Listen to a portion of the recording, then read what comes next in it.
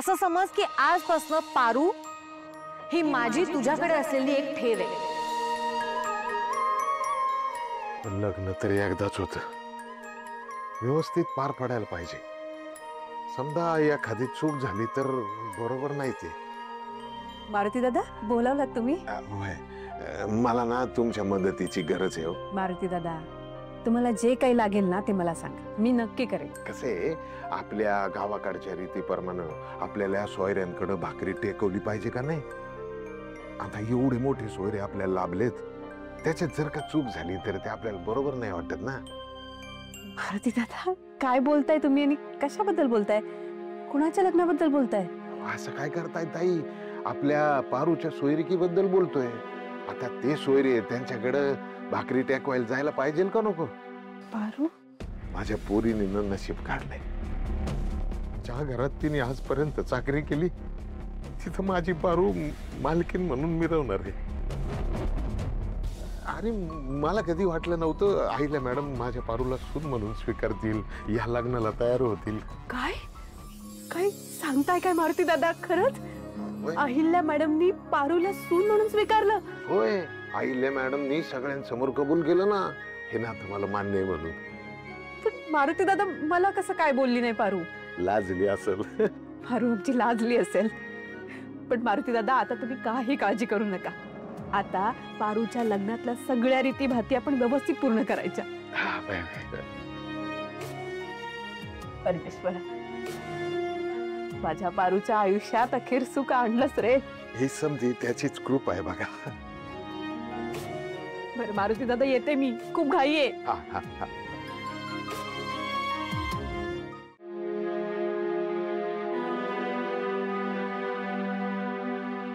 सावित्री एवढी खिदळत का चालली? विचारतेच. ए सावित्री, सावित्री इथे. दामी मॅडम काय ग? आज जरा जास्तच खिदळतेस. काय काय झालंय? दामिनी मॅडम अहो आनंदाच्या भरात काय करू आणि काय नको असं झालं. आनंद? एवढा कशाचा आनंद झालाय ग तुला? आणि या आनंदाच्या भरात काम करायचं नाही असं ठरवलंय का तुम्ही? हा काय झालं काय एवढं? अच्छा, तुला पण समजलं का? म्हणजे तुम्हाला पण माहितीये? म्हणजे तुम्हाला पण माहितीये? जगातलं 8वं आश्चर्य आहे का हे? सगळ्या जगाला कळलंय आता. आणि यात लपवण्यासारखं आहेच काय मुळी? तिथे जाऊन बघ त्या स्टडी रूम मध्ये सगळ्यांच्या उत्साहाला ना असा ऊत आलाय, ऊत. डोक्यावर पडलीत. मॅडम तुम्ही पण खुश आहात ना? बापरे, माझी जरा जास्तच काळजी आहे ग तुला. माझ्या खुश असण्या नसण्याने कोणाला फरक पडतो का? नाही ना. आता वहिनीने एकदा ठरवलं म्हणजे ते ठरलंच की. खुश असो काय किंवा नसो काय, असो, जा तुझं काम कर.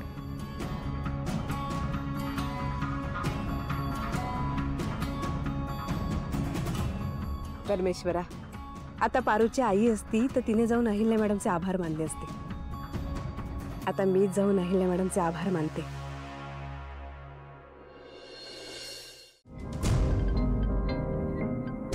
आत्या, पारू बाळा, अगं देव काय करायला निघाला होता तुम्ही आता?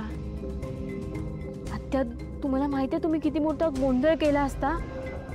अगं पण काय काय झालं काय? आत्या हे बघा, देवी आईंना माझ्या आणि आदित्य सरांच्या नात्याबद्दल माहित नाही अजून. काय? अगं काय सांगतेस काय पारू? अगं पण मारुती दादा तर मला सांगत होते की अहिल्या मॅडमनी तुमच्या दोघांच्या नात्याचा स्वीकार केलाय सगळ्यांच्या समोर. सावित्री आत्या,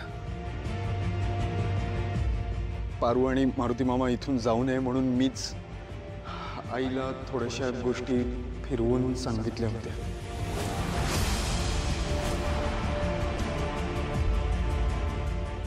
म्हणजे तिला पूर्ण सत्य माहिती नाहीये आणि मारुती मामानी त्याचा असा अर्थ काढला की आमच्या दोघांचं लग्न आईला मान्य आहे.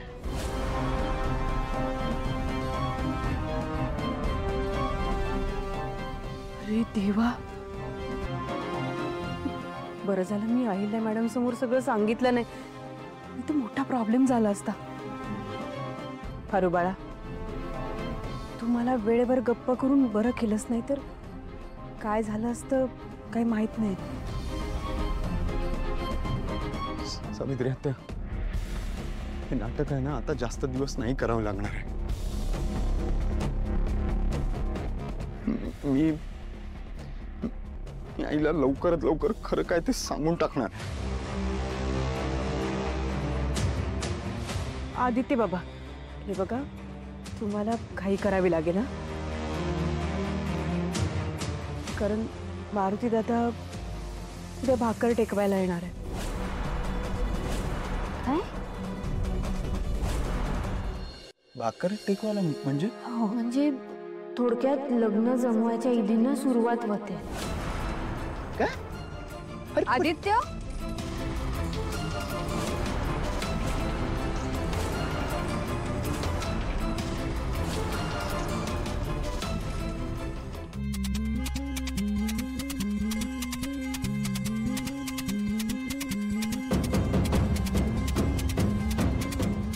आदित्य, इथे काय करतोयस रे?